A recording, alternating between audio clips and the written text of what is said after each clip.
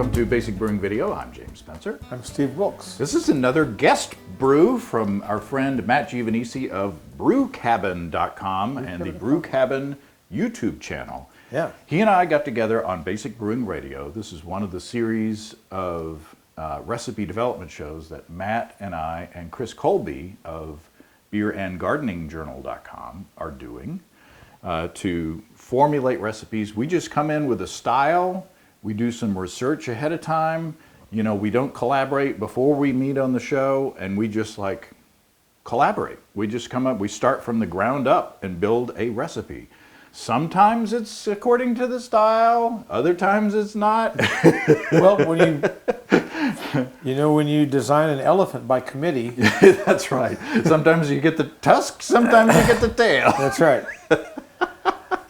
But Matt wanted to brew a dark mild because he's got this cask equipment. He's got this little pin cask, which is like 5 gallons, and he's got like a beer engine, you know, adding to his dream homebrew setup. So he wanted to do a dark mild, so he and I got together and formulated this recipe on the show. And Matt has sent a video postcard to tell us how all that went. Hey guys, it's Matt from BrewCabin.com, and James and I developed a recipe on Basic Brewing Radio for a British dark mild, and I had the chance to brew it, ferment it, bottle a few, and cask condition the rest. So here is the recipe and the process. I started with 8 gallons of RO water and added 1 gram of baking soda, 3 grams of calcium chloride, 1 gram of kosher salt, and 2.2 grams of gypsum for a mild ale water profile. Once the water was heated to strike temp, I added 7 pounds or 3.17 kilograms of Maris Otter, 1 pound or 454 grams of Crystal 75 because my local homebrew shop was out of Crystal 90, 1 pound of Victory, 8 ounces or 227 grams of flaked oats, and 8 ounces of black malt. I mashed at 154 degrees Fahrenheit or 67.7 degrees Celsius for 1 hour before removing the grain basket to drain. I added 1.5 ounces or 42.5 grams of East Kent Goldings hops at 60 minutes. And after chilling down to pitching temperature, I added 1 packet of Imperial A09 Pub and let it ferment for 1 week. Once fermentation was complete, I bottled a 6-pack to send to you and added the rest to a cask or pin to condition for 2 weeks. I vented the cask with a soft spile and served it the next day through a beer engine. So that's the whole process. We drank that cask in a single day, but the bottles I actually sent to you. So these are the bottle conditioned versions of the British Dark Mild, and I want to see what you think. So cheers. Well, there you go. Yep. Pretty impressive. No kidding. Are you jealous of the cask and the? I'm jealous of a lot of things. Breathing. So Matt and I have already we tried this beer on the show and tasted it when we formulated the next beer that I have brewed, which is no spoilers on that. Listen to the audio show and you can find out. So our job today is to. So this is very British. Allegedly. Allegedly. I mean, according to the. And we got some feedback after we brewed this, or after we talked about this recipe on the show. Yeah. We got some feedback of 2 kinds from listeners. Yeah.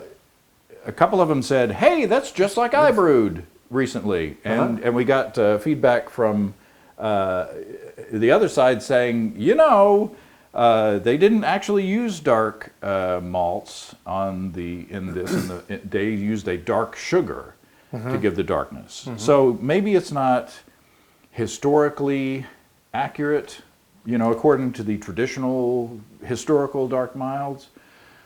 But I don't think that that's what Matt was shooting for in his vision. So I guess the long and the short of it is, does it taste good? That's usually Is it a good beer? That's right. It's certainly a beautiful beer. It's a really nice looking beer. It's just clear as a bell. I mean, it's dark, but it's clear.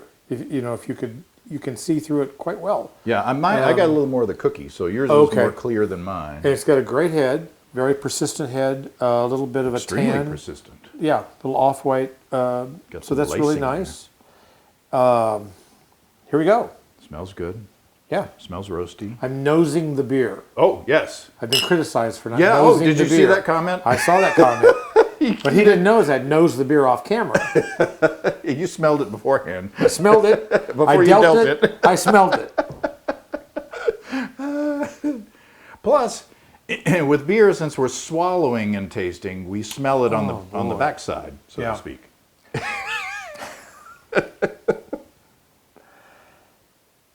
That is great, and that does not taste like it looks. What I mean is, it looks like it's going to be a heavy, Oh, this is a good one. This is a keeper. that makes me happy. It's got yeasty fruitiness. Wow, that's dead on. Oh, it's got a nice amount. It's not it's not even a porter. No. It's not even as roasty as a porter, so it's definitely not a stout. But there's a nice kind of molassesy Yeah. level of roastiness in there. And it's not a British pale ale either. No, it's got enough hops to make it balanced, but it's not Balanced, but hoppy. that's it.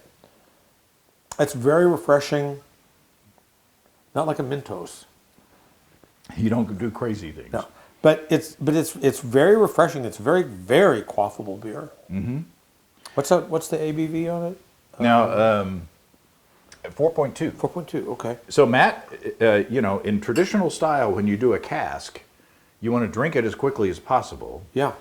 So what he did was he did all the tapping and all this stuff, and that'll be on the Brew Cabin channel in the future. He's going to do a video like explaining the history of cask conditioning and real ales and things like that. Yeah. But what he did was, in order to get rid of the beer, serve the beer all in one day, he opened his garage door on his brewery and had his neighbors over, and they actually drank 5 gallons of beer in one day. And if it's only 4.2%, Yeah.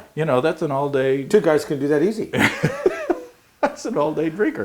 Yeah, he didn't say whether anybody actually came. No, he We don't did. know how many people live in the No, neighborhood. he did. He said neighbors came over and they liked it. This is a terrific beer. Yeah. Wow, that's really Yeah. great. Brew that recipe. Brew this recipe. This is good. This is a good one. And I like the, there's a kind of roastiness to it. Just everything is just very, very. Can't talk. Bit my tongue. Kind of hurts. Very subtle. Everything is really subtle. You need a moment.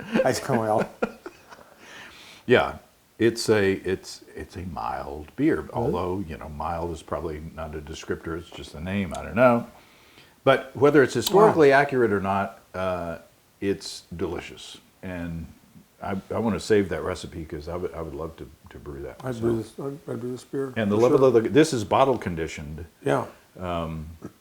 At the cask, the carbonation from the cask is probably even less than this. Right. But even at this carbonation level, it's Yeah. very nice. But even Yeah. but if it were served on a beer engine, Yeah. with like a sparkler on it, Yep. I think that it would be even more kind of silky and delicious. It would. and drinkable. This would be a good beer. This would be a good beer if you had a Randall. You could run this through a Randall with some cocoa nibs cocoa or something. nibs or some chilies or some. Ooh, yeah, This would be a very adaptable little yeah. changeling. This is a sure. great beer. Well, cheers to Matt Giovanisi Yeah, no kidding, Matt. of Brew Cabin. Check out his channel, check out his website, and check out the audio, the Basic Brewing Radio episodes where we formulate these recipes together. It's big fun. Big fun. Cheers, Steve. Cheers, James. Come and visit us online at basicbrewing.com. You can find archive lists of our audio and video podcasts on homebrewing. You can also find our DVDs and our brewer's logbook, where you can track and log up to 50 batches of beer. And by the way, you're welcome to come on the recipe development shows too. If you wanted to like come up with a recipe with me in the same format, that would be great. Well, we'll do that. I'm inviting you in front on the end credits in front of everybody. Okay.